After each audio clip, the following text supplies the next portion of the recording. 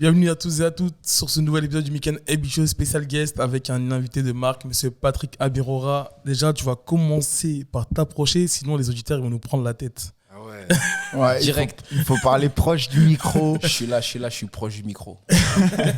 Est-ce que c'est pas la première fois qu'on reçoit un Belge dans notre émission?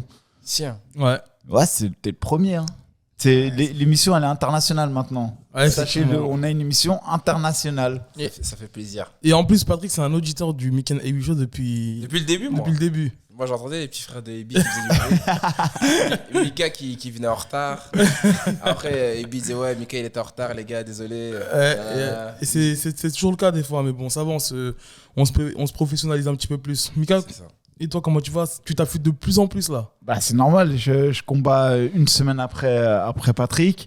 Et bah, lui, il sait dans quoi il est actuellement. Et les phases de régime, bah, c'est toujours de chaque semaine, on voit. Hein. Après, à un moment donné, il n'y a plus trop de gras. Donc, chaque kilo, bah, tu le vois physiquement. Ouais, exactement. Patrick, comment tu vas? Moi, ça va.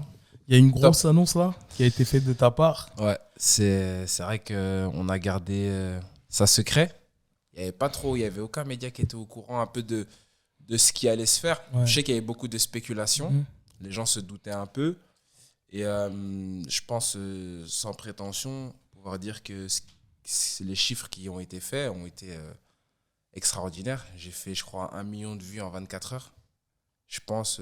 sur la vidéo de l'annonce là ? Sur la vidéo que j'ai annoncée, sans prévenir des médias, sans avoir de support médiatique, parce qu'on voulait vraiment montrer l'impact que j'avais dans le MMA, dans la sphère du MMA francophone.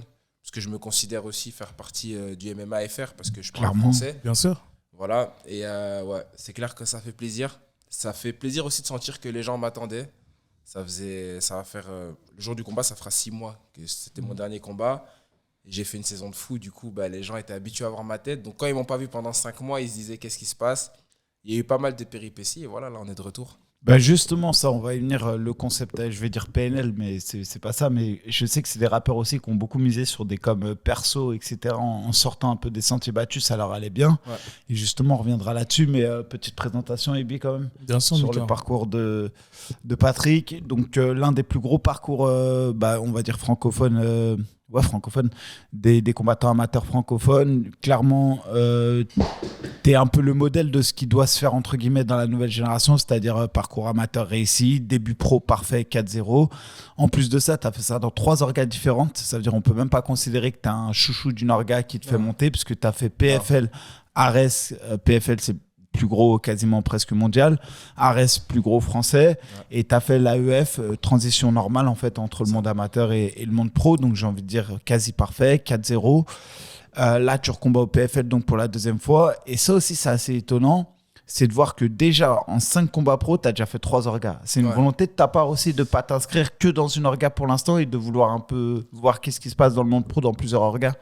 On va dire, si tu les gens qui me suivent, je pense, et qui me regardent, petit à petit se rendent compte que j'ai toujours eu la volonté c'est pas une volonté, mais je me considère d'être différent dans la manière dont je communique. Tu vois, mes vidéos avec de la musique. Tu vois, les posts que je mets souvent des quotes assez drôles. Tu vois, je mets des trucs rien à voir. Le type de choses que je fais, je me suis toujours dit, j'ai envie de vivre mon histoire comme un pirate. Tu sais, moi, je vis le truc de One Piece. C'est pas j'ai inventé quelque chose pour avoir un buzz sur Instagram ou quoi.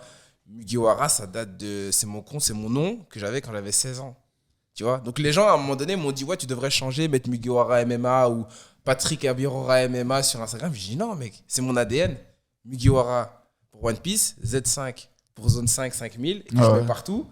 Twitter, c'est 5 Calabassos. Je sais que les gens ils me disent c'est pas un nom professionnel, mais c'est la Bastos du 5000, tu vois, c'est mon ADN. Et donc, il y a vraiment toujours eu cette volonté dans le chemin que j'ai eu de faire un truc, cette liberté de pirate. Et je m'étais dit, en fait, l'AEF, j'avais terminé mes combats amateurs hors les championnats du monde.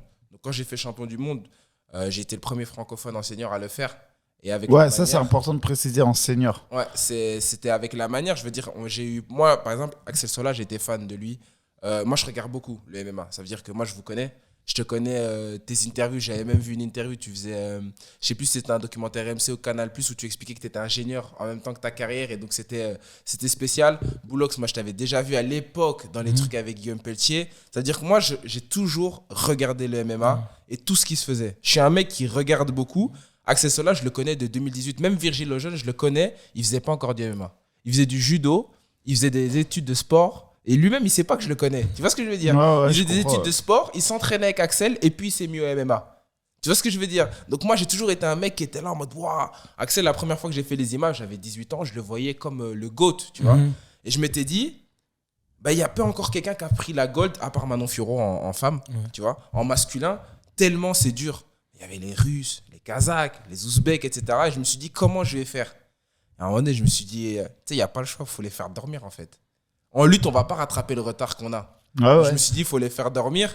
Et je voulais avoir ce truc de me dire un peu à la Goldie Roger, tu vois. J'ai le One Piece en amateur. Ça y est, maintenant, je passe pro, mais par la grande porte. Et quand j'arrive en pro, ça m'a permis de, avec ce statut de champion du monde, avoir certaines possibilités. C'est-à-dire que j'ai fait l'AEF. Direct, j'ai entendu parler du PFL.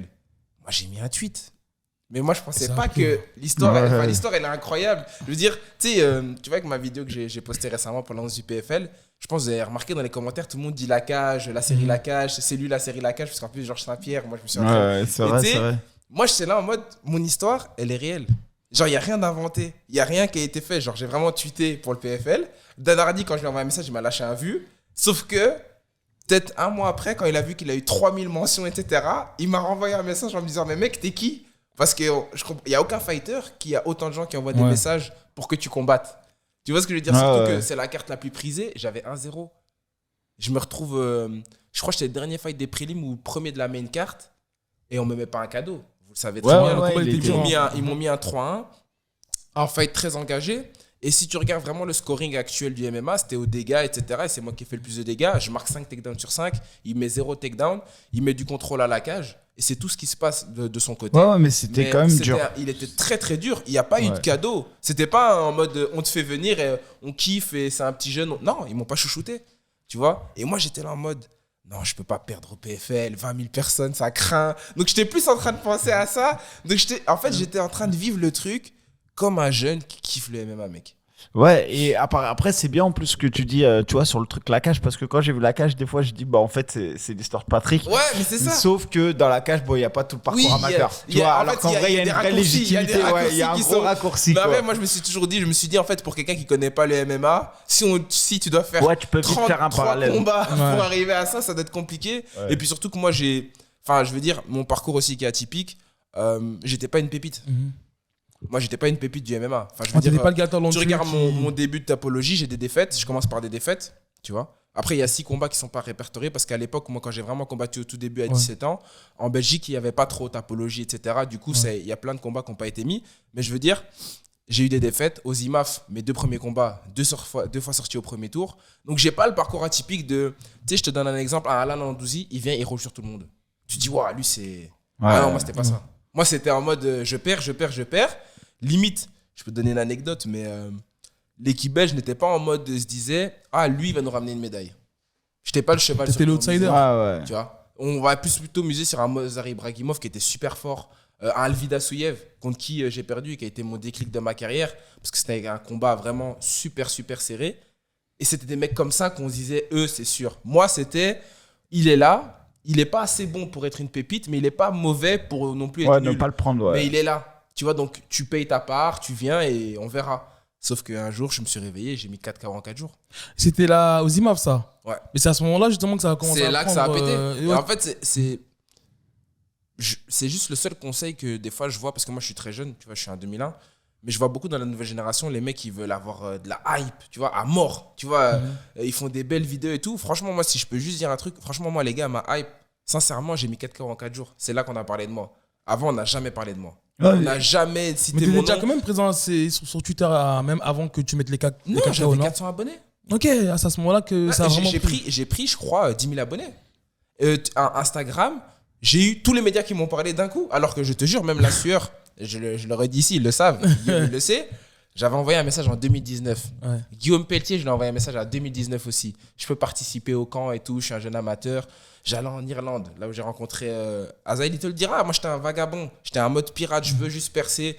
Je faisais 2 heures de route, Namur, Bruxelles, avec 3 sacs sur le dos pour juste m'entraîner et j'étais nul. Tu vois, j'allais en Irlande, je me fais laver. J'ai été chez Dan Hardy, c'est de là qu'il me connaît. J'étais en Angleterre dans son club, j'étais pas ouf. Et je disais, j'aimerais bien réussir, tu vois. Et je me rappelle, Guillaume, j'avais demandé pour la Bulgarie, j'avais pris un vu monumental. Il m'a envoyé un message 4 ans après, tu vois. Et je m'en fous, c'est comme ça, c'est l'histoire. Mais la sueur, pareil. Et ce vu-là, je l'ai screené. Et j'ai dit, le jour où je vais chez vous. J'ai dit, mais moi, je suis un revanchard. J'ai dit, le jour où je vais chez vous, je le ressors. Et dans l'interview, je lui dis, tu vois là, c'était en 2019. Et maintenant, ça me fait plaisir d'avoir un documentaire, un reportage full sur moi. Peut-être 5 ans après. Mais je l'ai eu, cette revanche personnelle. De me dire, ok, j'étais un jeune et tout. Peut-être c'était déplacé de ma part, j'étais un peu euphorique de ouais, je t'envoie un message, peut-être on va me faire une après, interview. t'as raison. Hein. Mais je veux dire, j'ai pris ce vu, mais je l'ai pris comme de la bonne manière. En mode, gros, en fait, il faut travailler, Faites il tes preuves, ouais. faut mériter ce truc. Et moi, je suis encore de la génération où je pense qu'on a dû mériter le fait d'être connu, le fait d'avoir une exposition médiatique. Je l'ai mérité. J'ai rien volé. Je me suis pas allié avec quelqu'un de connu. J'ai pas eu un buzz. Non, j'ai combattu, j'ai gagné. IMAF. On m'a dit, ah, ok, il est champion du monde. C'est le premier de l'histoire. Bah, ça doit être quelqu'un de fiable. Il a mis 4 KO en 4 jours. Il y a personne qui a fait ça dans le MMA. 4 KO d'affilée, des jours consécutifs. C'est important que tu le dises parce qu'aujourd'hui, on en parle beaucoup en plus, Mickey et moi, vu qu'on est on dit, un peu de l'ancienne école, on dit qu'il y a une starification. Ouais. C'est trop surjoué parfois les réseaux et Ouais. le fait que tu dises que tu as trimé pour en arriver là aujourd'hui, c'est important parce que je pense que parfois on cherche à griller les étapes. Directement, on a 5-0 en amateur alors qu'on sort à peine des MMA League. Directement, ça a fait des vidéos. Non, mais je pense que c'est important d'être protocolaire. Je peux te donner un exemple. J'avais 4 combats, 4 victoires. Et donc, c'est ma première défaite de Tapologie. J'ai affronté José Texera. Toi, tu vois, c'est qui? Ouais, je vois, c'est qui. 3e aux IMAF. Il avait 30 combats. J'en avais 4. Ouais, tu l'as pris pour ton premier combat. Je me suis fait défoncer. Mais j'ai accepté. Parce qu'en amateur, j'étais dans une mentalité où tu acceptes tout le monde. Peut perdre, ouais. J'ai jamais refusé quelqu'un. Et c'est comme ça que je me suis fait mettre. Pour la précision, il avait 9-5. Ouais, mais ça, je veux dire. Ça, c'est ce qui était Déclaré, mais déclaré. je veux dire, à l'époque, nous en Belgique, on avait beaucoup Tout de n'est pas fights. Lui, il était déclaré, du ouais. Luxembourg. Non, mais en gros, ce que je veux dire, que toi, c'était ton premier combat. Alors Non, que sur Tapologie, c'est mon premier. J'en Ok. avais déjà 4. t'en avais déjà 4. Et lui, pareil, lui, il a marqué Il en a 14, mais en beaucoup. vrai, il y en avait Ok, plus. il en avait beaucoup plus. Et justement, moi, dans ce que tu dis, moi, il y a 2 points que je note et notez bien. Le premier, on performe. Non, le buzz ne se fait que sur la performance en général. Ouais. C'est quand même ce que tu dis. Et le deuxième truc, c'est sur le personnage. Le personnage, il n'est pas inventé. Tout ce Non. que tu as fait, c'est Non. toi, c'est C'est moi. ton mindset, c'est exactement ça. Et souvent, tu vois, on voit des gens qui essayent de faire du trash talking, Ah. c'est pas leur truc, ou des mecs qui essayent de générer quelque chose, de fédérer autour d'eux, mais c'est pas vraiment leur truc. Et en fait, c'est tout le temps ce que je dis, il faut être fidèle à soi-même. Après, c'est vrai, hein, ça je le dirai toujours, on n'est pas tous égaux là-dessus. Il y en a, ils vont attirer, les gens, ils vont fédérer, c'est comme ça, c'est autour d'eux. Ça veut pas dire que la personnalité du mec elle est nulle, mais c'est comme ça. Et le deuxième chose, performer. Aujourd'hui, encore une fois, sur les francophones qui performent à l'UFC, les 5 actuels les plus performants de l'UFC, ce sont pas des mecs qui parlent, ce sont des mecs qui performent dans la cage. Et ça, c'est pour ça que j'aime bien on réinsiste dessus. C'est parce que souvent, les gens, ils vont te voir toi, ils vont voir un Charrière, ils vont voir un Gomis. Et en fait, chacun, quand on vous regarde, vous trois, on voit bien qu'en fait, il n'y a pas de solution... Par Miracle, exemple, miracle. C'est chacun, vous avez votre mindset, mais par contre, le point commun, c'est que chacun, vous croyez en vous. Ouais, et c'est surtout, ça. chacun, vous charbonnez. Mais tu dois charbonner à la mort. Franchement, je pense que les gens se rendent même pas compte de l'écart de niveau qu'il y a entre un amateur et un pro. Tu sais, moi, quand j'ai été champion du monde, je me suis dit, je vais arriver en pro. Et franchement, j'ai fait champion du monde. Enfin, je veux dire, là même, vous avez vu la délégation française cette année, personne ne l'a fait. Je veux dire, à part en junior, je pense. Ouais, en junior, mais pas en senior. Mais je veux dire, On a eu une et fille qui a pourquoi? fait- Pour des détails. Hein. Des fois, c'est le lutteur, il accroche là. Oui, certes, mais au final, on va dire, il y a du vice partout. Mais je veux dire, personne n'a eu ce truc. Eh ben, je te jure que quand tu arrives en pro et que des fois, tu affrontes des mecs, moi, ma réalité, je l'ai pris au PFL. Quoi. J'ai dit, ah ouais, ok, en fait, non. Non. Je suis un peu du monde amateur, mais le pro, c'est pro. Les mecs, ils jouent leur vie. C'est leur métier. Ouais. Tu le touches, il va peut-être pas tomber. Tu vois, et donc tu dois venir faire une guerre. Et c'est là que j'ai compris que tu as fini peut-être les études. Enfin, nous, on appelle ça les primaires en Belgique. Mais là, t'es en secondaire, mon gars. Ouais, Tu c'est vois, ça. là, t'es redevenu en première, t'étais en 6e en primaire. Même sur le format drone, vous êtes Exactement. tellement habitué à combattre en 3x3, Exactement. c'est pas pareil. Bah ouais, moi, je suis 3x5. arrivé, j'ai démarré direct. T'as eu Moi, un tu me déclic connais, après moi. Hein? T'as eu un déclic après ce combat au PFL?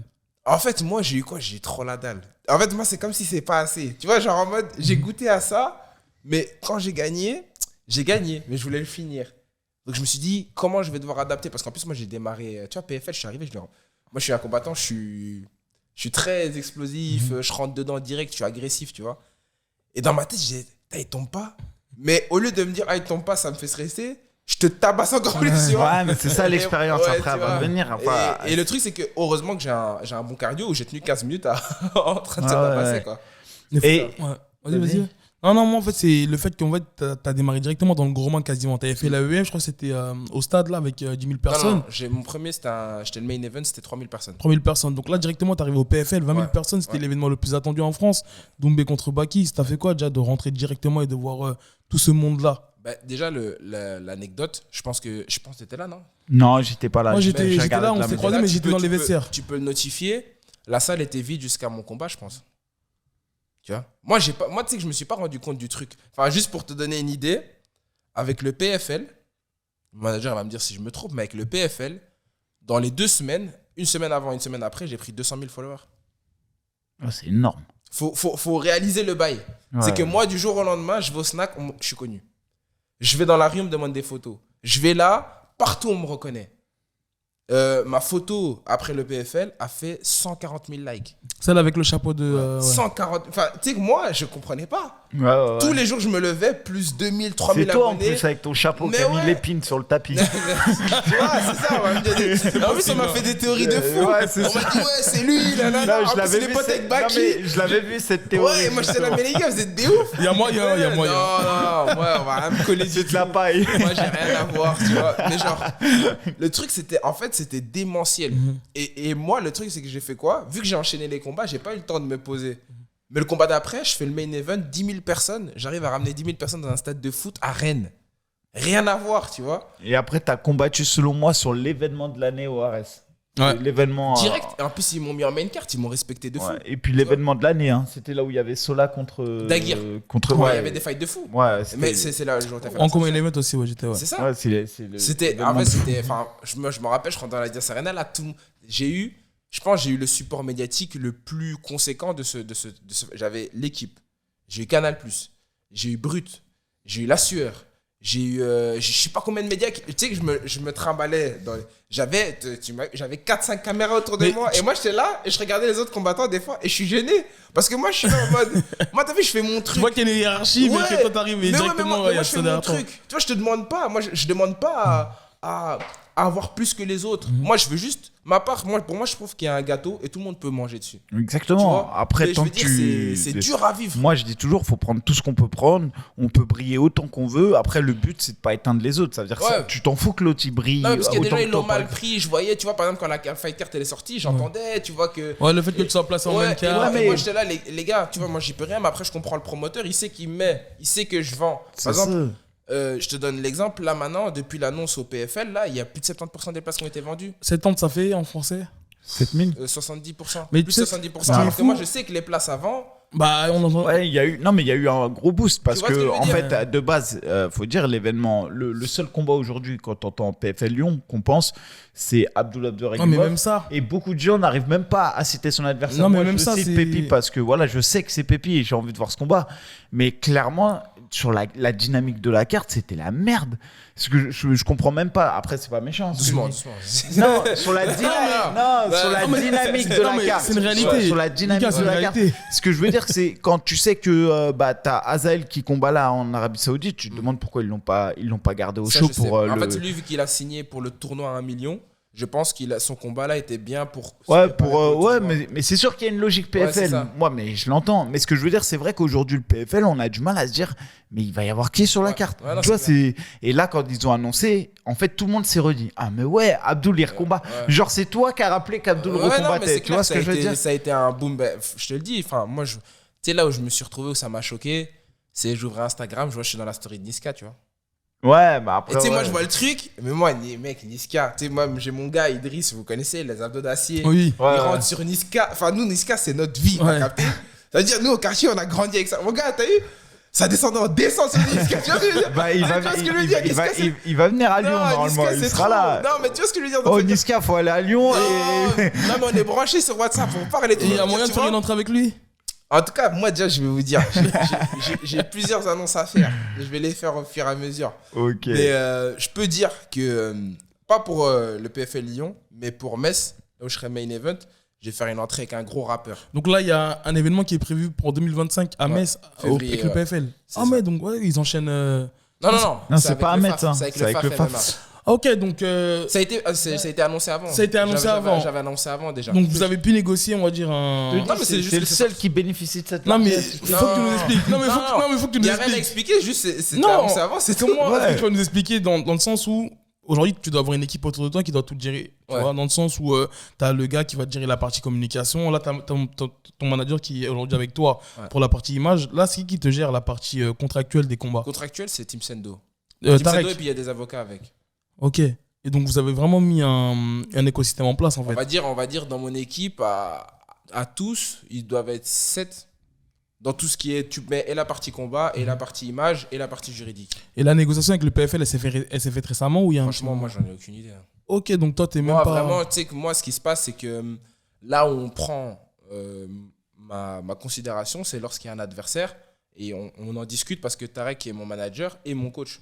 Donc ça veut dire qu'il me parle aussi par rapport aux adversaires. Ouais, normal, ouais. C'est juste par rapport à ça. Mais sinon, tout ce qui est niveau contractuel, etc., moi, j'ai vraiment, en fait, tout ce que j'ai un retour et je lis ce qui se passe. Ouais, Genre, ouais. je lis le contrat avant de le signer, mais sinon, c'est pas moi qui fais du tout tout ce qui est négociation, etc. Donc, du coup, moi, tant qu'on me dit que c'est carré et que je peux, voilà, c'est truc. Non, mais c'est pas de mon c'est ressort. ça que je te disais. Là, grosso modo, il fait le 5e. Le 6e combat, il aura fait 4 organisations. Ouais. C'est ça qui est ouf. C'est ça que j'aime bien. C'est que tu vois, en gros, déjà, tu vas avoir plusieurs organisations. Déjà, quand tu vois les traitements entre différentes organisations, je te demande pas de classifier. Mais tu vois bien que ça se passe pas partout pareil. Mais pas pour tout le monde, en tout cas. Ouais, exactement. Je pense. Et tu vois les schedules, la manière dont s'organisent les orgas et Ouais, tout. Tu ouais, vois ouais. que des fois, c'est des petits détails, mais Ouais. c'est les détails qui font que le jour J, t'es prêt, tu vois. Ouais. T'as vu, il y a plein de questions, tu n'as même pas besoin En de te France, ce que poser. je trouvais qui était vraiment bien en termes d'organisation, honnêtement, organisation française, c'est le RS. Hein. Bah, franchement, Justement, top, ils top, t'avaient t'avaient fait rentrer dans la cage, on y était justement, et moi je pensais te voir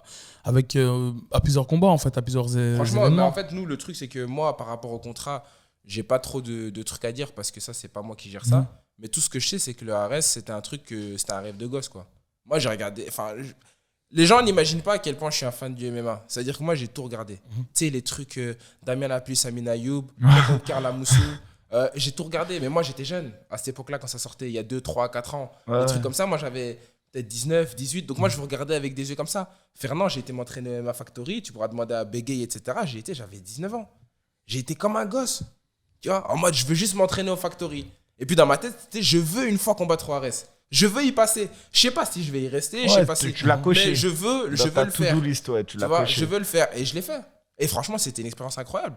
Un traitement de fou, l'organisation de fou. Genre, on aurait dit, t'as l'UFC, c'était quand il dit 5, 4, 3, 2 avant de rentrer. Ouais, je suis là en mode, c'est wesh et bien tout. fait, ouais. Ouais, Non, c'est non, bien fait, ouais. c'est lourd. Franchement, c'est. Puis c'est même top. l'équipe, faut dire, faut rendre. Ouais. Moi, j'appelle l'équipe des filles parce que c'est les filles, Forcément, hein, mais l'équipe des filles qui sont sur la partie Super en sympa. retrait. Super c'est sympa. au Celle top, qui a hein. géré la communication, je pense que c'est Kaina. On a Kaina, Camille, Valentine. Il y a Camille, Julie, Valentine, voilà. super Ouais, sympa. elles sont Ouais. super Franchement, sympas. super Il y a sympa. Julie aussi, elle assure. Super, franchement, super sympa. Surtout quand t'es en coaching et tout, elles sont Ouais, compréhensives. je te dis, Non, moi, franchement, elles sont c'était petits soins, ouais. l'équipe Elles sont de petits drôles soins. de dames, je te jure, elles sont cool. C'est exactement Ouais, ça. Franchement, ouais. elles sont cool. Et là, avec le PFL, bon, je sais que toi, t'as pas les détails près, mais quand même. C'est ça- un multi-fight. C'est un multi-fight. Ouais, c'est un multi-fight. Ok, et c'est quoi les objectifs sur le long terme là, avec le PFL?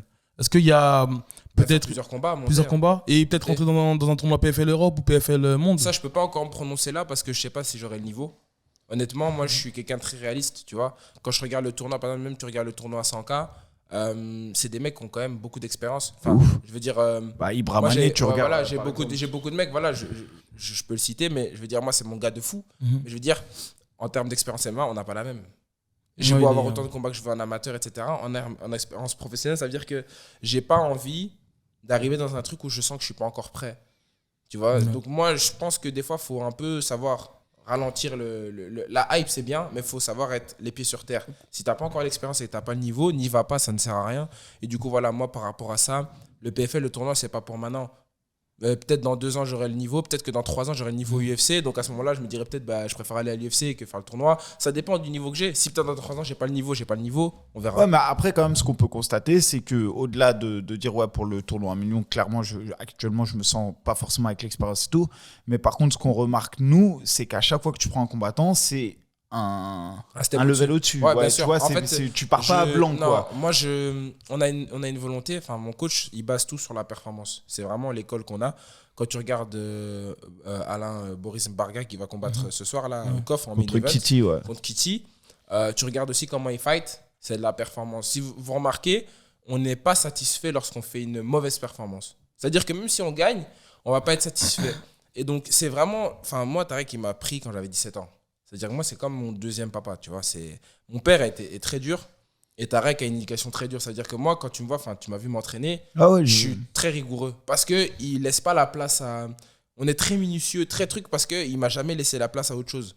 Vraiment, vraiment, vraiment. C'est pour ça que même dans la manière dont quand on combat, quand le PFL a donné ce truc qui n'était pas un cadeau, Tarek aurait pu dire non et dire vas-y, c'est bon, t'as un 0, c'est chaud, tu vois. Même un combat à 20 000 personnes, t'as 22 ans. Tu sais qu'il y a de la hype autour de toi et tu vas devoir gérer tout ça en pression et en plus prendre un mec qui est dur, t'as pas beaucoup de mecs qui vont le faire. Et lui, il m'envoie au charbon.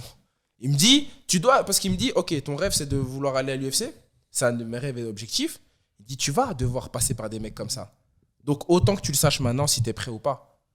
Pas le fait que tu fasses une mauvaise performance ou même que tu perdes, parce que ça peut arriver. On n'est pas des surhommes, mais c'est le fait de arriver à performer sous la pression, arriver à être dans le combat sous la pression, quoi qu'il se passe, parce qu'il y a des jours où tu ne seras pas à l'aise. Il y a des jours où tu seras peut-être malade, il y a des jours où tu seras peut-être blessé, il y a des jours où tu ne seras pas chez toi, tu combats dans une arène de 30 000 personnes qui te gueulent contre toi, mais tu dois être prêt à performer parce que c'est un métier.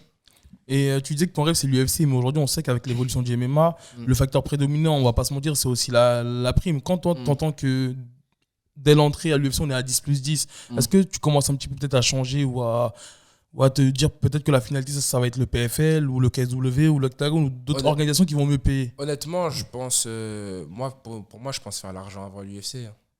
Honnêtement, je vais pas te mentir. Enfin, je veux dire, de par tout ce qui se passe autour de moi, je suis bien traité avec les organisations. Donc, c'est pas l'objectif de l'UFC. J'y vais pour la gloire et l'honneur du combattant. Oui. Quand tu rentres à excuse-moi de te couper. Non, mais c'est parfait. Quand tu rentres à l'UFC, tu sais que tu vas pas toucher des... À part si, par exemple, tu es peut-être champion du Bellator et que tu étais Michael Chandler, mais après, on va pas te mettre un truc. Après, ça peut arriver. Hein. Tu sais, demain, je peux être avec une hype tellement démentielle que l'UFC me fait rentrer. Enfin, je veux dire, j'ai la possibilité aussi d'avoir des traitements peut-être différents. Donc, ça, on verra. Mais en tout cas, je sais très bien que là, maintenant, l'argent, c'est pas ça qui va me pousser à aller à l'UFC parce que l'argent, je l'aurai un jour ou l'autre. Ouais. Mais quand je serai plus haut, l'UFC, c'est plutôt pour la gloire et l'honneur au début. Et après, j'ai pas grand chose à redire, juste 2 choses. C'est exactement ce que j'arrive à percevoir un peu aujourd'hui dans les milieux et notamment avec les gars qui sont bons. Attention, encore une fois, j'insiste, on n'a pas tous le même parcours. Il y a les génies du MMA ou du moins ceux qui sont bons, qui ont réussi à se faire entourer correctement et tout. C'est pas qu'ils ont un parcours privilégié, mais par contre, ils bénéficient de supports que les autres n'auront pas. Et c'est-à-dire que toi, aujourd'hui, tu es en capacité de dire à l'UFC non, pas tout de suite. Je reviens dans 5, 6, 7, 8, 10 combats, peu importe, tu vois ce que je veux dire. Et il y en a d'autres, malheureusement, et aussi parce que peut-être ils sont moyens. Et c'est l'opportunité de leur vie et ils savent que potentiellement la chance, elle ne se reproduira pas. Par contre, ce que je conçois et qui est archi intéressant, c'est qu'aujourd'hui, et souvent, ce sont des gars qui sont passés par le parcours amateur. Ça aussi, c'est intéressant de le souligner parce que je pense que ceux qui passent par le parcours amateur, en réalité, on se rend compte qu'ils ont une maturité dans la réflexion de leur carrière. C'est-à-dire que j'ai remarqué que ceux qui passent par les parcours amateurs, en fait, l'expérience qu'ils ont emmagasinée en amateur, elle n'est pas que dans le combat, elle est aussi dans la manière de voir plus loin la gestion de leur carrière et tout. Bien sûr. Et ce que je remarque, c'est qu'il y a le côté, je vais me mettre à l'abri un peu financièrement, c'est-à-dire je vais faire un peu d'oseille en dehors des gros orgas, etc. Je vais apprendre mon métier et après, j'irai performer, comme tu le dis, un peu pour l'honneur et la gloire. Mais pas pour ne pas être dépendant. Ouais, c'est ça. Tu vas pas me retrouver dans une situation où tu vois des combattants, ils sont obligés d'accepter des fights bourbiers qui n'aident pas ta carrière parce que tu n'as pas d'oseille qui rentre. Et puis, je trouve ça compliqué, tu vois. Moi, j'ai pas envie d'avoir ce type de carrière-là où je me dis si je combats pas là maintenant, je vais manger quoi? Tu vois? Je veux dire, je suis pas dans cette configuration-là actuellement et j'ai tout fait pour avoir la configuration que j'ai actuellement. Je me suis dit, je veux avoir de la hype, etc., je dois être champion du monde, je dois faire un truc de fou. C'est pas en étant un combattant comme tout le monde qu'on va, on va me suivre et que j'aurai de la hype, tu vois. Ce que je veux dire, la hype, elle a vraiment démarré, Belgian Bomber, Flashball, tout ça, les gars, c'est des KO. Si je viens et je fais des décisions, on va pas mettre Flashball, tu vois ce que je veux dire? C'est vrai. Si je viens, j'éteins pas le mec en 9 secondes, personne va dire Flashball, tout ça, blablabla, tu vois. One Piece, ils vont dire, ouais, c'était mignon avec tes mangas, mais c'est gros, tu vois, dans la cage, c'est là, tu colles les mecs. One Piece, faut que je vous avoue que j'ai découvert avec la série Netflix. Hein. Quelle C'est série incroyable, mec. One Piece, tous les mecs qui regardent One Piece, les gars, Moi, j'ai pas suivi One Piece. vous êtes des bons. Ah, mais vous êtes des anciens, vous pardonnez. Non, mais j'ai un pote à moi. Naruto, quand même. J'ai un pote à moi, il s'appelle. Il a une société qui s'appelle Aniki. Il fait du flocage, etc., Ah ouais. du brodage, et beaucoup autour de One Piece. Et quand il a su que je te recevais, il m'a dit, ah ouais, faut absolument que je fasse C'est un bon. un One Piece. C'est un Je lui ai bon, dit, merci. ouais, c'est bon. Et Patrick, on va quand même revenir sur ta rencontre avec l'un des GOATs du MMA. En tout cas, moi, c'est l'un de mes GOATs, Ouais. genre Saint-Pierre. Ouais. Comment est-ce que s'est fait cette rencontre? Parce que. Moi, je peux te dire, je dis du véridique là. Véridique. Après, regarde, moi, je t'explique. Ah, c'était pas Netflix, hein.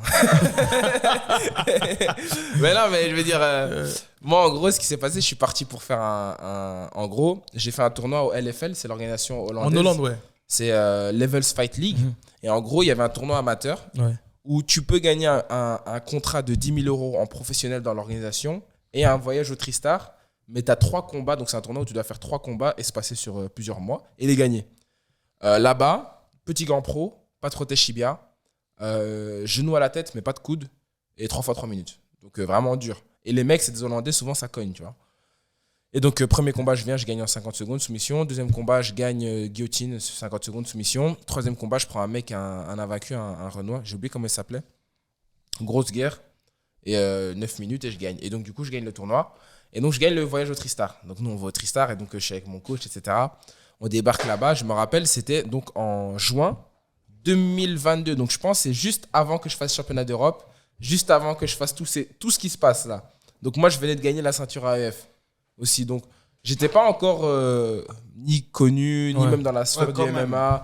Les gens voyaient mon nom. Ceux du MMA savaient que tu étais un potentiel. Voilà, mais c'était pas, il y avait rien qui était encore. Tu sais, il n'y a pas une performance que tu dis, ok, là on va. Ouais. Et donc là, j'y vais et tout. Et je me rappelle, j'arrive là-bas dans la salle, Tristar et tout. Et Georges Saint-Pierre, il vient le lundi et le mercredi souvent. Le reste, il vient pas trop, il s'entraîne ailleurs. Il fait un jour sprint, un jour il va à la lutte ailleurs, un jour il va à la boxe ailleurs. Ouais. Il voyage beaucoup. Des fois, il va à New York chez Renzo Gracie encore, avec Danaher, etc. Tu vois. Donc lui, il est un peu électron libre. Et je me rappelle, le premier jour que j'arrive, c'est le lundi. Sinon, on arrivait le dimanche, mais dimanche, on n'a rien fait. Tu vois, le jet lag, etc. J'arrive le lundi, donc il y a le premier cours à 11h, et puis il y a un cours de wrestling grappling qu'ils appellent ça. Et c'est 1 heure, et lui, il vient à ce cours-là. Donc moi, je fais le premier cours, Firas, il me voit et tout, nanana. Et le premier cours, il y avait de la boxe striking. Donc là, c'était mieux pour moi. Tu vois. J'arrive, et je me rappelle, il y avait Olivier Aubin-Mercier qui préparait sa finale ou demi-finale de la qu'il a gagné. Ouais, du PFL. PFL, tournoi à 1 million, il a gagné 2 fois d'affilée. Gros big up à lui, il est incroyable. Il est sur Paris actuellement. Ah bon? Il vient à la MK Team. Ok. Franchement, il est super cool, hein, mais il est bon. Hein. Il y avait Arnold Allen qui préparait un autre combat à l'UFC, je sais plus. Il y avait beaucoup de gars du PFL. Il y avait Alexis Martinez qui était dans la demi-finale aussi du tournoi à 1 million, PFL. T'avais Ayman Zahabi qui à l'UFC, maintenant il est au port du top 15 en 61. Rob Font. Il y avait Vlad du monde. Quand tu vois tous ces noms-là, ça te une pression ou pas? Moi, je vais me pétard. Moi, en fait, moi, je vis ma vie comme dans les mangas. Ça veut dire, je me dis, je vais me pétard, on va me reconnaître, on va dire, oh, petit, viens ici. Moi, je suis dans les films, tu vois. Alors, c'est pas comme ça que ça se passe dans la vraie vie, mais c'est pas grave. Et donc, moi, j'arrive, je me rappelle, il met avec qui? Il met avec Alexis Martinez. On arrive. Moi, en fait, mon coach, il me dit, t'as vu, vas-y à fond direct. Parce que tu vois, en fait, moi, je savais pas que les pros, quand ils sont sérieux dans une prépa, ça démarre direct. Là, faut un peu de respect. Moi, je pensais qu'on allait commencer. Donc, moi, il me dit quoi? Il me dit lâche. Et moi, en fait, c'était au début où je commençais à boxer. Et qu'à l'entraînement, je commençais à mettre des KO sans m'en rendre compte. Donc, je commençais à avoir la foudre dans les mains, mais je m'étais jamais rendu compte parce que j'avais jamais utilisé ma boxe. Parce que j'étais un combattant qui évitait de vouloir prendre des coups. Donc, j'allais dans le grappling et je gagnais par soumission. C'était bien comme ça, tu vois. Sauf que mon coach, il m'a forcé à vouloir boxer, donc il m'a fait faire des sparring en anglaise avec beaucoup de gars de l'équipe nationale de boxe anglaise en Belgique. Du coup, je me suis rendu compte que j'avais de la foudre, mais je n'étais pas encore conscient, parce que j'ai jamais eu de KO en combat. Mais à l'entraînement, je commençais à frapper, les mecs ils dorment, mais moi je comprenais pas ce qui se passe, tu vois. Juste, j'ai toujours été un peu, je suis Fougueux. ouais, tu vois, j'aime. On te touche, tu Ouais, retouches. j'aime et surtout j'aime, tu vois, vraiment éteindre la personne, tu vois ce que je veux dire. Et je suis là et tout, on commence le sparring, Alexis Martinez, on commence et lui il va à fond gaucher comme ça. Et moi il me dit vas-y on va direct. Pouf, moi je mets une grosse garde, pouf, pouf, pouf. Je commence à débiter direct et ça débite. Mais lui c'est un boxeur qui est plus dans le débit, dans le truc, mais moi je suis plus dans le punch. Donc je commence à puncher, tu vois. Mais eux là-bas, c'est une dynamique où ils frappent pas au sparring hard. Il y avait que quand c'était Georges Saint-Pierre à l'époque, où ils faisaient des sparring au KO, mais sinon ça n'existait pas. Mais non, en Belgique, tu sais, je te l'avais dit chez Nico, nous, on a grandi avec sparring au KO, Il y avait tu une vois. vidéo avec Boris là où Hein il y avait une vidéo qui tournait, je me rappelle, de Boris en Ouais, sparring. nous, mais tu sais que moi je tourne avec Boris. Genre, tu vois, moi, tu sais qu'on s'allume. Mais c'est l'école Genre- néerlandaise aussi. Ouais, mais genre, nous, tu sais, on s'allume, tu vois, Boris, il m'allume, tu vois ce que je veux dire. Et moi, tu sais, il me met des patates, et je dis, vas-y, viens maintenant, voilà. Je lui dis, tu crois, moi, je suis à 70 kilos, mais j'ai plus de couilles que les autres, tu vois. Et tu sais, on s'allume nickel, tu vois. Et si je commence à tourner, donc moi, je commence à puncher, genre, plein pot. Et à un moment donné, je me rappelle, j'ai mis un overhead, tu vois. Et vraiment, c'est vrai que là, je touche, tu vois. Et là, t'as Firas dit, oh, stop this, nana. Et là, mon coach, tu vois, c'est un gamin parce qu'il fait genre, il fait, Patrick, pourquoi tu fais ça? Il me dit ça. Je dis, mais c'est toi qui m'as dit. Mais arrête, tu sais, après, il me dit, ouais, non, t'es bien, tu vois. Et puis Firas, il dit, il me dit, tu viens d'où là? Tu vois, comme ça et tout, parce qu'il parle français, mais avec l'accent canadien. Il me dit, tu viens d'où là, toi, comme ça et tout. Je dis, ouais, Belgique et tout. Il dit, t'as quel âge, toi? 22 et tout. Il dit, how many professional fights you have? Tu vois? Moi, je dis, non, arrête, il dit, non, un professionnel, non, c'est un amateur. Amateur? Ok, après, il fait comme ça, il fait, go in the cage. Et dans la cage, Arnaud Dallène, Rob Font, Olivier Bamercier, tous les mecs, les tueurs. Et en mode, eux, ils font cage au requin. Tu rentres chaque fois 1 minute avec un autre. Ouais. Et là, je suis arrivé, frère. En fait, moi, j'ai dit, ah, Zama voulait me faire. Que des strikers de moi, ouf en plus. Moi, j'ai capté que, t'as vu, moi, t'as vu ma mentalité quartier. Je me suis dit, ah, vous veut me faire. Ouais. T'as vu là? Je me suis dit, là, dis-moi, je vais montrer que Il y a personne qui va niquer mon plaisir. Ouais, tu vois, je me suis dit, je vais montrer, je dis 5000. Tu vois ce que je veux dire? Je me suis dit, vas-y, tu sais quoi? Mais là, il t'envoie des strikers d'élite là. Toi, tu pourras demander Olivier Aubert Messier, etc. On s'est envoyé. Je m'envoie avec Arnaud Dallène. Je m'envoie. En fait, tu vois, je me dis, t'as vu, même s'ils vont me frapper, je dois montrer que je suis un bonhomme. Tu imposes ton respect. Et la vérité, Olivier Aubert Messier m'a dominé. Tu vois, gaucher de fou, trop rapide et tout. Ouais. Arnaud Dallène, c'était vraiment super beau à voir été. Et en fait, Firas, il m'a dit, ouais, tu viens d'où, nanana et tout. Tu sais, il a commencé à me poser Ouais, il des a questions. commencé à se Et réintéresser il à comprenait toi. pas, tu vois, il disait, ouais, je suis nana et tout. Et ouais, Tarek, il a dit, ouais, c'est un jeune et tout, machin, il a gagné le tournoi et tout. Tiens, ok. Et tu sais, les Hollandais qui étaient venus avec nous, qui avaient gagné aussi, ils étaient choqués, tu vois, parce qu'ils avaient un peu du mal, tu vois. Ouais. Mais moi, vu que j'étais habitué à la dureté, vraiment, moi, j'ai pris je me rappelle, je j'avais fait un sparring avec lui, j'étais venu à Paris, je suis rentré chez moi, j'avais mal à la tête pendant 10 minutes, tu vois, genre, j'ai été forgé vraiment par la dureté. J'ai vraiment appris le MMA à la dure. À la différence de la nouvelle génération, des fois, on te protège dans les fights et tout. Moi, j'ai vraiment appris à la dure. Du coup, ça m'a donné un mental vraiment dur. Et quand je suis arrivé après, à 13h, il y avait Georges Saint-Pierre. Du coup, il arrive au cours et tout. Et moi, je veux, mentalité. Chez nous, les Belges, on n'aime pas les stars. T'as capté? Nous, franchement, on est très différents de la France, où je trouve qu'en France, il y a beaucoup de gens qui sont connus. Donc, vous avez l'habitude de voir ça. Nous, en Belgique, il y a, tu rappeur, t'as Damso, t'as Hamza, t'as Stromae, c'est tout. Les footeux, t'as peut-être Eden Hazard, Lukaku, on les a jamais vus. De Bruyne, on les voit jamais. Tu sais, ils sont à 10 000 km. On n'a pas de stars. Et tu sais, nous, si une star vient, tu sais, il y a plein de rappeurs qui sont déjà venus, ils se sont fait caillasser. Tu sais, les mecs des quartiers, ils les caillassent, ils aiment pas en mode non, on veut pas qu'il y ait de stars et tout, tu vois. Donc, nous, on a une mentalité très. T'as vu, Georges Saint-Pierre, la vie de ma mère, je lui ai pas parlé. Wallah, j'ai pas voulu lui parler. T'as fait le mec bloqué en gros. Frère, moi, j'étais comme ça, je dis, ouais, j'étais un ouf ou quoi, Carré. Tu sais, je vois les mecs, ils arrivent, ils lui demandent des photos. Je dis, voilà, la vie d'homme, je demande pas. Par là, je peux te donner une anecdote. J'ai été à SBG, il y avait Conor McGregor, le coach de Claudio, c'est le coach de Conor, coach Roach, un chauve. SBG, c'est le T2. Il a fait dire à Conor de venir me dire bonjour. Tu vois, parce que j'étais là et tout, et qu'il avait vu que j'étais jeune et que j'étais bien et tout. Et c'est pour ça qu'il était triste que j'affronte Claudio après qu'on se parlait et tout. J'ai les messages encore. Et lui a fait en sorte que Conor juste me dise bonjour, tu vois. Conor, t'as 18 ans. La vie d'homme, je suis en train de parler avec Conor comme ça, face to face. Il avait la grosse barbe, il préparait le combat contre Cerrone. Les gros cheveux, il était balèze de ouf. Il me parle et tout. J'ai dit, voilà, je demande pas de photo. Mais attends, à ce moment-là, dans ta tête, tu te dis quoi? Je dis, voilà, je demande pas de mais photo. t'es quand même content de lui parler. Frère, je suis en train de bugger, j'arrivais même pas à parler. Tu vois, en mode, comme une fan. Conor, dans ma tête, je me dis, voilà, je demande pas de photo. Et j'ai fait quoi? J'ai fait des photos le lendemain parce qu'il devait être là le vendredi. Et j'ai fait avec Kavanagh. J'ai encore les archives dans mon téléphone. Kavanagh. J'ai fait avec Dylan Danis. avec tous ceux qui étaient à l'entraînement. Et je m'étais dit, j'allais faire une photo à l'entraînement. Ça passe mieux, tu vois. Ouais. Sauf qu'il n'est pas venu. Et il est parti à Las Vegas et du coup, je ne l'ai jamais revu. Mais je veux dire, j'ai parlé avec lui face to face, mais tellement on ne veut pas. Ouais, j'ai capté, fan, je voulais pas. Et donc, Georges Saint-Pierre, c'était pareil. Et à un moment donné, Firas, tu vois, il veut me mettre bien. Il dit, vas-y, tourne avec Georges, tu vois. Et Georges, en fait, je sais pas, il est super sympa avec moi. Il dit, oh, ça va, toi et tout, cool et tout. Vas-y, let's go. Moi, tu sais, je me dis, la vie de Wam, je peux lui mettre une single leg, je me dis. Tu vois, en fait, dans ma tête, je me dis, tu sais, je suis fou. Parce que, tu sais, je me dis, je sais pas pourquoi. Je me dis, je crois que je peux arriver à mettre un takedown. Au moins un takedown. Tu vois. Frère, je shoot. Hein. Je jure, j'ai le timing et tout. Mais je me prends un sprawl. Tu vois, quand j'ai dit, j'ai pris mon visage dans le sol. Tu vois, quand ton visage, il fait vraiment un... je vois. Frère, il prend mon dos. Après, il me prend une truc. Clac, il claque mon épaule. Je tape. Il me reprend. Bam, il met un truc. À un moment donné, il saute dans mon dos. Et moi, je fais quoi? Vénère, tu vois. Je cours derrière et je le claque contre le grillage. Tu sais, en mode de... en mode de déconnecté, j'ai compris, ADCC, tu vois, le mec, il est en finale. Et je le fais saigner du nez, carrément, en mode tellement je suis... Et mon coach, il me regarde, il veut me tuer. Ouais, parce que là, ça aurait pu Tu te être. rends pas compte et tout. Nanana. Facile, lui, frère, tu sais, j'ai passé, franchement, je crois, 5 minutes à faire la serpillière. J'étais au sol comme ça, tu vois. J'avais le démon. Et Georges, frère, on finit sparring.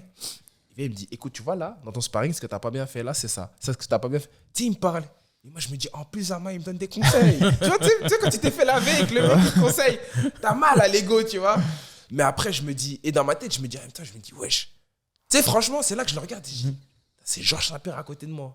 Tu sais, c'est des mecs, moi, j'ai regardé à la télé. Ouais, bah ouais, là, donc, pour le coup, en fait, il y a le mix de le combattant qui s'est fait laver, j'ai un peu le seum. Mais en même temps, je me dis, ah, il m'aide et tout. Et en fait, il m'a pris de là, il m'a dit, attends, viens, on va sur le tapis. Il m'a parlé pendant 2 heures. Ouais, il y avait des vidéos qui ont tourné. Et il y a la vidéo qui a tourné. Parce qu'il y avait quelqu'un qui filmait dans la salle et tout. Et donc, ça a tourné. Et donc, moi, je me suis dit, bah, je vais récupérer la vidéo, je vais la poster, tu vois. Et en fait, le truc, c'est que j'ai remarqué, c'est que Georges, il est là-bas au Tristar, 2 fois semaine, depuis je sais pas combien d'années, et il fait ça avec personne. Personne. Je sais pas pourquoi. Et en fait, il a été dire à Tariq, il a dit, ouais, moi, j'ai vu dans ses yeux la fougue que j'avais quand j'étais jeune. Parce que lui aussi, tu vois, il était au KO. Lui, il faisait venir des boxeurs professionnels, il faisait venir des lutteurs, et il s'allumait, tu vois. Et il voulait jamais perdre. Et dit, en fait, il m'a fait penser à moi quand j'étais jeune. Et du coup, ça m'a donné envie de l'aider. Et le truc, c'est que moi, j'ai les messages WhatsApp. Et genre, il m'envoie des textes comme ça. Il me dit, ça, c'est les adresses des restos. Il me dit, viens, on échange WhatsApp. Il me donne son numéro WhatsApp. Tu sais, moi, WhatsApp, je mets, tu sais, WhatsApp, j'ai Georges Saint-Pierre, quoi. Ouais, c'est un délire. C'est une dinguerie, tu vois. Et tu sais, on parle et tout. Et puis l'autre fois, il me conseille. Et donc, moi, j'étais resté. Et tout le long, il me conseille. Et puis après, la dinguerie, c'est quoi? Moi, avant, je coachais des jeunes en coach pour les jeunes, tu vois, en MMA. Ouais. Ça me faisait un peu de rémunération et tout à cette époque-là.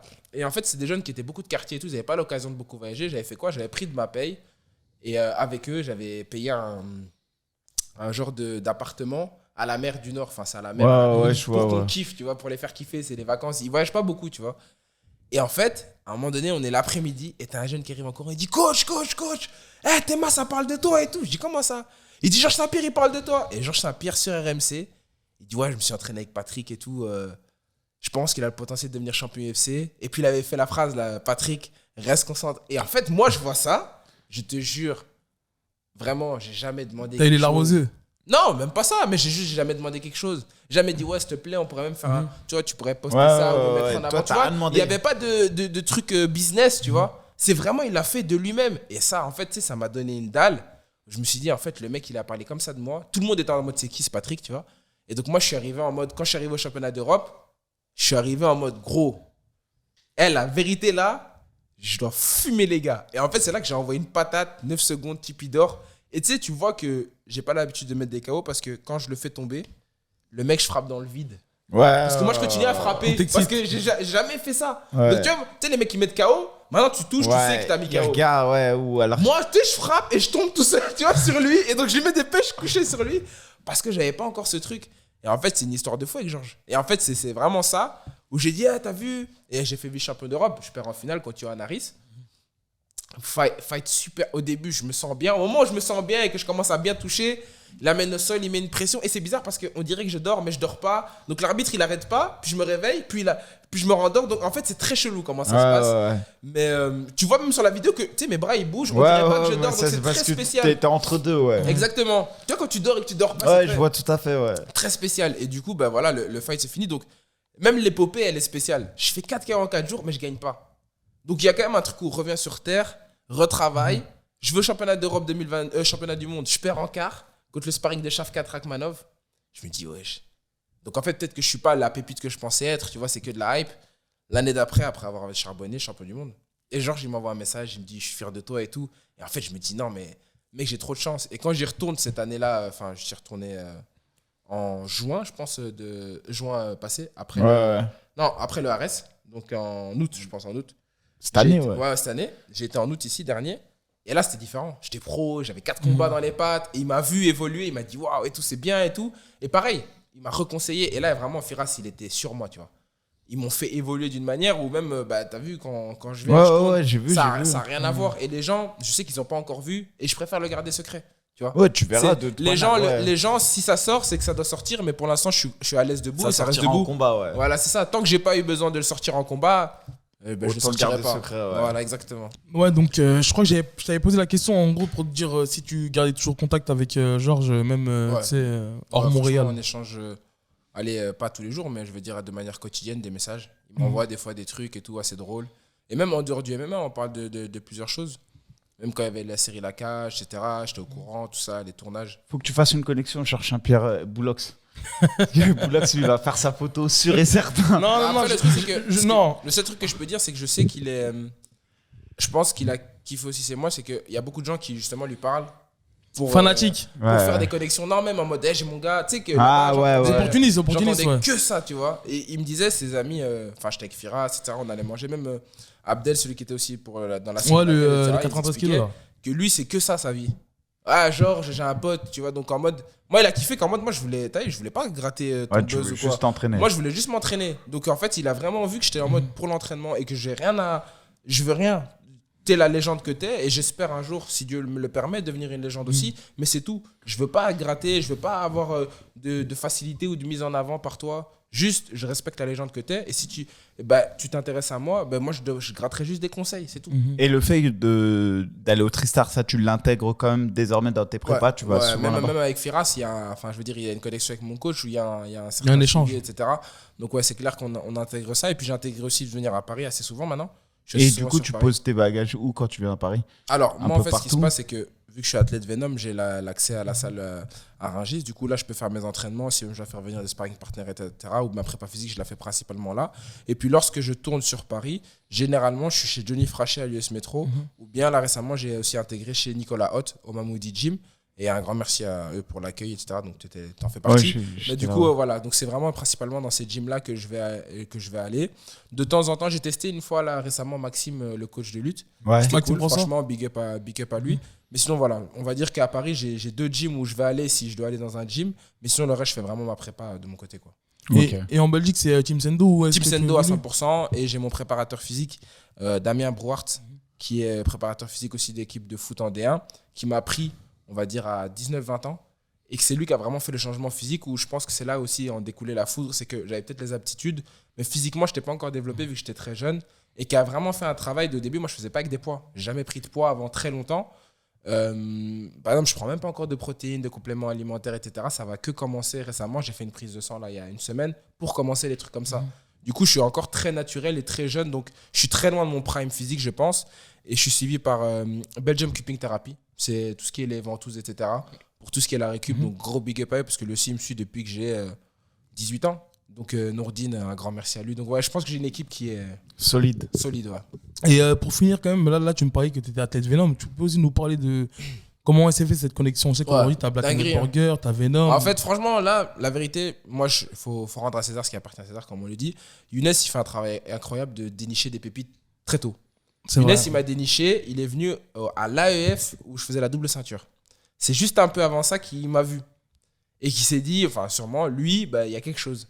Et quand il m'a déniché, je fais la double ceinture, je fais champion du monde, j'enchaîne. Et je suis, encore une fois, c'est vrai que l'histoire est spéciale, mais le premier amateur mondial à signer avec Venom. Le premier de l'histoire. Ils avaient que des pros, il y avait Saladin, Ilia Topuria, Khamzat. Ouais, le deuxième amateur, de toute manière, c'est Souil. T'es le premier amateur et le deuxième, c'est Souil. Et ensuite, il y a une équipe qui a c'est ça, mais premier amateur mondial à signer avec Venom. Et encore une fois, on poste la vidéo. Je me rappelle, à la base, on n'allait même pas faire de vidéo. Je devais faire juste un podcast avec Laser et MMA. Et il me dit, ouais, vous faites quoi après? Je dis, ouais, là, on va signer avec Venom, tu vois. Parce que je lui dis comme ça. Il me dit, ben, vous allez pas filmer? Je dis, bah non, on n'a pas pensé, tu vois. Il dit, mais non, mais mec, tu vois, tu vas signer avec Venom et tout. Je dis, ouais, on va faire une photo, c'est bon. Il dit, non, attends, tu sais quoi, attends. Il passe des coups de fil, puis il dit, non, c'est bon, je peux vous accompagner. Et il vient, on dit, on poste à 20h. On arrive à 20h, il n'y a plus de wifi dans l'hôtel pour préparer la vidéo. On poste à 21h30, 500 000 vues. Mais je te parle à l'échelle de mon compte. Ouais, mais c'est déjà donc, beaucoup, 500 000. J'ai jamais fait ça, même. Non, mais je veux dire, en 24 heures. Je peux poster même à 20h. Non, mais c'est ce que je veux dire. En 24 heures. Et on se dit, mais là, il y a un truc, tu vois. Et donc, gros big up à Younes, parce que là, maintenant, il fait un taf de ouf, même avec Gallo, avec 360, et on le voit avec la sourdine. Mais j'ai remarqué que chez ce mec-là, il est vraiment bon pour dénicher les mecs qui sont très jeunes. Et puis, t'as Abdel qui fait le suivi aussi avec les athlètes au jour le jour. Donc, ouais, franchement, c'est cool l'équipe Venom aussi. Et dans le MMA belge, est-ce que tu l'as vu le avant-après Patrick? Tu l'as vu le changement? Bah, Il n'y a pas de star en Belgique qui t'a dit. Non, en fait, comme j'ai envie de dire, moi, je pense j'ai la plus grosse exposition, mais je pense qu'il y a des combattants meilleurs que moi, ou en tout cas qui sont plus expérimentés que moi et qui ont accompli plus de choses que moi. Je pense à Keita, Hussein Keita, l'Octagone, très très fort. Tu vois, mais lui, il est du côté néerlandophone. Bah, il y a la barrière de la langue qui fait qu'il va être moins connu des francophones. Et tu as Oki Bolagic à l'UFC actuellement. Donc, ouais, je pense qu'on a du talent. Tu as Boris. Qui a combattu en plus à l'UFC Paris. Ouais, c'est ça. On a du talent, tu vois. Je pense que c'est juste. Au côté de Dana White Contender, il a fait une perf de ouf. Ouais, il avait fini Dylan Salvador. Dylan Salvador, c'est solide en pied-point. C'est ça qui est ouf. Et il a fini debout, tu vois. Donc, je pense qu'on a vraiment du costaud, mais peut-être qu'il fallait quelqu'un qui a une exposition pour envoyer une vague. Après moi, je dis toujours, il y a le facteur X. Tu vois, les combattants que tu as cités, ils sont tous très forts. Mais t'as vu, quand t'as pas le. En fait, c'est. Ça dépend. Voilà, lui, il a la barrière de la langue déjà. Tu vois, le néerlandais, tu sais que nous, en Belgique, par exemple, on peut ne pas connaître du tout tous les artistes néerlandophones. On ne connaît pas. Et eux, vice-versa, ne connaissent pas les artistes francophones. Donc, cette barrière de la langue, elle est vraiment prononcée. Mais ils sont très très forts. Pour moi, c'est des mecs qui sont encore devant moi, tu vois, dans leur carrière. Et en tout cas, ils ont plus fait, on va dire. Moi, j'ai aucun truc de compétition. Après, moi, ce que je dis souvent, c'est de regarder. Parce que souvent, tu vois, on regarde les jeunes et tout. Et c'est vrai, des fois, je dis, bah, en fait, lui, quand il a eu 3-0 ou 4-0, bah, nous, au moment où on avait 4 combats, bah, il a pas notre niveau. Tu vois ce que je veux dire? Tu peux pas comparer une carrière de. Oui, je pense que. Mais après, par contre, là, moi, souvent que je regarde pour voir le potentiel de qui j'ai en face de moi, c'est de me dire, mais attends, il a à peine 2-0, regarde ce qu'il fait. Tu vois ce que je veux dire? C'est ça, en fait, qui dit, mais attends. Et le mec, en plus, tu vois des petits trucs en progression, ou du moins que tu peux faire progresser. Et là, tu te dis, les mecs, ça va être des tueurs. Ouais, de fou. Je pense que ce qui est le plus important, je pense, pour un combattant, c'est l'adaptation et la marge de progression qu'il peut avoir. Je pense que si tu as une grosse marge de progression, même si tu n'es pas le meilleur, il y en a beaucoup au début, ils ne sont pas les meilleurs. Et moi, je parle plus pour les mecs comme moi, tu vois. On n'est pas les meilleurs au début, mais à la fin, on peut être champion. Et on peut être le seul à le faire. Et tu regardes Saadine Parnasse, même s'il a prouvé de ouf et il continuera à prouver, mais c'est un besogneux. C'est un besogneux. C'est un gars qui travaille. Et en prépa, franchement, je veux dire, que mon coach soit là ou pas, lui-même, il peut être témoin. Je suis à 2 ou 3 entraînements par jour. Et ça ne change pas. Enfin, je veux dire, c'est en moi, quoi. Je sais qu'il me faut ça pour arriver à cet objectif. Si j'ai pas ça, je pourrais pas. Et il n'y a pas d'Instagram. Il faut arrêter de croire que tu vas faire une vidéo, tu vas arriver, tu vas avoir le timing parfait, mettre KO comme ça. Tu vas le répéter 150 fois à l'entraînement. Tu vas prendre 149 fois un contre. Mais une fois en combat à 20h sur MC Sport, tu mettras la bonne droite. Ouais, et voilà, c'est ça notre sport qui est un peu incroyable. Ouais, moi, une petite dernière question. Aujourd'hui, on va dire ton levier de communication, c'était ton propre média, c'est ton Instagram. Ouais. Est-ce qu'il y a des projets peut-être sur YouTube ou peut-être pour filmer ta lifestyle, des insights de tes préparations? Mais déjà, en fait, on va dire la communication qu'on a créée, je pense, elle est quand même assez. On est assez des précurseurs dans la MMA, de la manière dont on communique et comment on fait les vidéos, etc. Tu vois, la vidéo d'annonce, par exemple, dans la voiture, je pense que ça a été fait nulle part. Si je ne me trompe pas. Et c'est un gros big up à Mucho Management. C'est lui qui s'occupe de ma DA et de ma communication. Mais en fait, je me suis toujours dit, c'est un peu drôle, mais j'ai pas envie de faire comme les autres. J'ai pas envie de faire une chaîne YouTube. J'ai pas envie de faire une chaîne YouTube pour faire une chaîne YouTube et dire salut les gars. Je pense qu'il y aura des gens qui auront un gros attrait sur mes vidéos YouTube le jour où peut-être je serai à l'UFC et que j'aurai des trucs beaucoup plus importants à raconter et que je posterai la vidéo. J'aurai pas besoin de faire de promo de fou qui aura déjà 500 000 vues parce qu'ils sont trop fans de moi que venir et faire une vidéo YouTube et devoir passer beaucoup de temps dessus, beaucoup de business. Tu veux trouver le concept avant de faire la chaîne. Exactement. Quoi. Donc j'ai envie que tout soit. En fait, j'ai envie que ce soit bien. Et pour l'instant, franchement, je fais petit à petit. Enfin, je veux dire, j'ai déjà beaucoup pour moi à ma jeune carrière. Je vais pas me rajouter des trucs en plus. Parce que c'est du taf, faut le dire aussi. Non, mais c'est du taf. YouTube, c'est pas Instagram. Là, j'ai fait une vidéo de 3 minutes, ça nous a pris un tournage de quoi, 3-4 heures. Même plus. Alors imagine YouTube aussi, je dois faire des vidéos de 20 minutes. Tu vois, mais moi, j'ai pas ce temps-là dans la journée. Rien qu'un tournage, j'ai fini mes 3 entraînements dans la journée. Il était 22h et on devait faire le tournage à partir de 22h jusqu'à 1h30, 2h. T'imagines? Maintenant, imagine YouTube, tu vas le trouver où le temps dans la journée? Et ça va pas passer avant le MMA. Ça, c'est après. Faut vraiment être conscient, même les jeunes. Tout ce qui est média, tout ce qui est l'image, tout ce qui est la communication, c'est après, ou bien mettez des gens qui travaillent là-dedans, mais pas vous. Parce que toi, ton boulot, c'est d'être dans la cage. Et les mecs, demain, si tu te prends un KO, ils s'en fichent de la vidéo que tu vas mettre. Même si elle est de bonne qualité, t'as pris ton KO. Non, mais c'est une réalité. En plus, comme j'ai dit, on reçoit nous des messages où des managers ils vont nous demander de mettre telle athlète en avant. Mais comme on l'a dit, c'est la performance avant tout. Et le problème, c'est que de nos jours, vu qu'il y a une effervescence du MMA, les gens veulent parfois commencer par la hype, du moins par la communication avant les performances. Sans une performance, je veux dire, tu vois, quand j'étais un amateur et que j'avais des petits combats, même si j'ai mis un truc de fou, c'est un petit combat. Enfin, je veux dire, la ceinture, elle veut rien dire. Tu vois, les ceintures d'organisation, c'est bien, mais ça ne veut rien dire. Enfin, pour moi, un amateur. C'est un indicateur, mais honnêtement, c'est pour moi la meilleure école, c'est les IMAF. Pas que.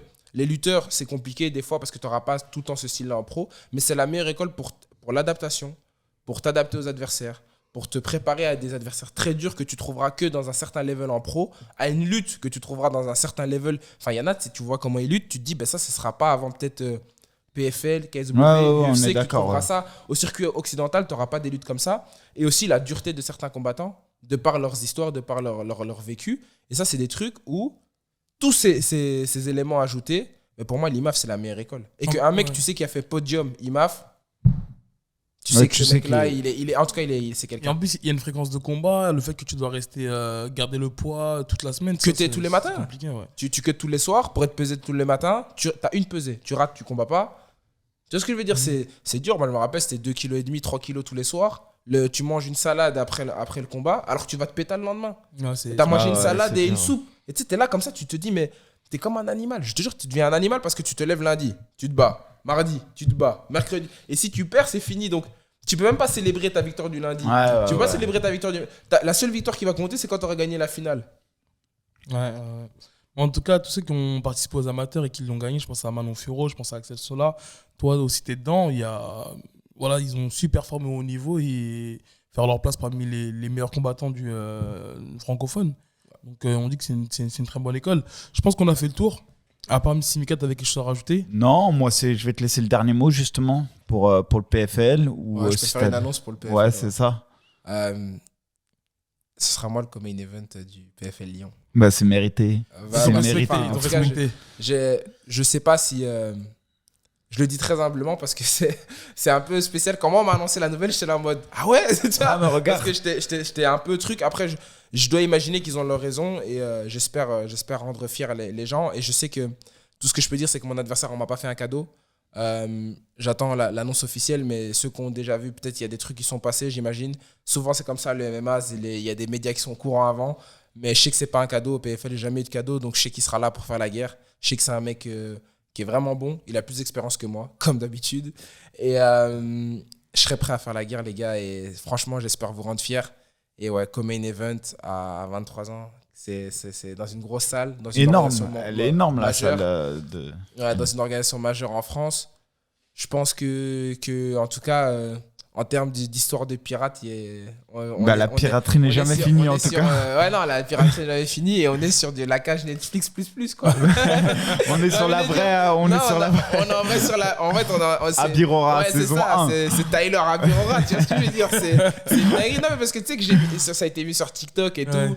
Et en fait, moi, j'ai pas regardé la série parce que voilà, Franck m'avait invité et il m'avait dit putain, ça me fait... parce que le moment où il a commencé le tournage, j'étais inconnu.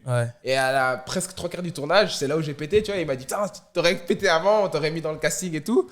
Et je dis non, t'inquiète, tu sais, il y a beaucoup d'amis à moi. Saison 2, Sofiane Pamar qui lui disent gros, regarde ton histoire, c'est Patrick, tu vois. Ouais. Et il est là et tout. Et je voyais, moi au début, je me disais, ouais, c'est un peu gros quand les gens disent ça.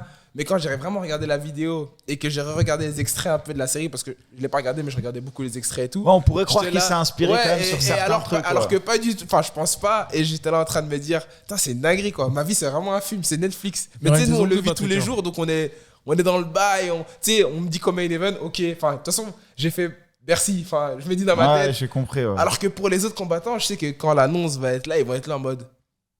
Mais wesh, tu vois, comment Voilà, ça se fait ils vont le découvrir. Ouais, c'est ça.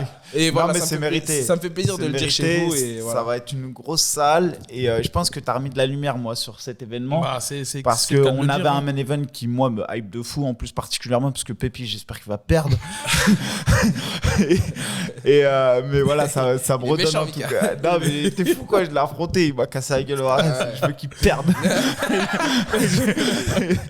Et en tout cas, on va regarder ça. Et je te Merci. souhaite voilà, tout plein de Merci. force. Et je sais que tu vas faire le taf. Bah, Mika aussi, parce que j'ai tourné avec lui, donc je sais Semaine qu'il après, il est ouais. chaud, il est chaud l'ancien. Ok. En ce moment, il est en forme. Vous On a combattez à tourné 3 jours ensemble. d'intervalle là. Ah. Vous combattez à 3 jours d'intervalle. Toi, c'est le 17 Un peu décembre. plus. Non, 14. Le 14 ouais. toi, c'est le 20 décembre. Ah, Samedi, moi, c'est le il est en vendredi. forme l'ancien. Il est en On forme. a tourné ensemble. J'ai dit, l'ancien, il est là. Il a un Ouais, droit là. c'est ça. Il On va est- pas tout dévoiler, mais c'est Non, pas on vrai, les gars. va pas dévoiler. J'étais séché. Non, là, il ment. Là, attention. Mais ouais, franchement, c'était cool et je pense que c'était bien pour ta prépa. Ouais, C'était cool. bien pour moi et même pour Wissem aussi. C'était Ouais, cool de mais tourner même avec lui. avec Mbarga, solide. Hein. Ouais, c'est vrai qu'il y avait une Pas belle combat- équipe là. pas qu'on combat va Ouais, voir. ce soir. on tournait bien et c'était cool et franchement, c'est lourd. En tout cas, force à Mbarga d'ailleurs qui combat ce soir. Ouais. Et en tout cas, bon courage pour la suite. Moi j'annonce. J'espère un gros KO, mais moi j'ai confiance au karaté de mon gars. Moi je sais qu'il va faire le Bah taf. écoute, de toute manière, au coffre, là, il est pressenti comme quelqu'un qui pourrait aller chercher les doubles, voir Franchement, les il est- ceintures, c'est Il ce est, qu'il il veut. est très fort, Et honnêtement. il est solide. Combattant donc, écoute, explosif, on va hein. voir. Il affronte le gars de la team à tonton. Ouais, j'ai pas son nom, mais je vois qui c'est. Ouais. Mais il est très fort et surtout pour son poids. Tu sais, il est pas lourd, hein, 96, 97. Ouais, c'est ce qu'il Mais il disait, est super fort. 97, 96. Mais il est super fort, genre en force pure, tu vois. C'est Ah cool. oui, j'ai senti. Ouais, non. Non, mais tu sais que c'est surprenant des fois parce que tu te dis pas quand tu le vois comme ça, mais tu le prends et tout, tu sais, le mec il va se lever Ouais, avec c'est un toi. gars explosif.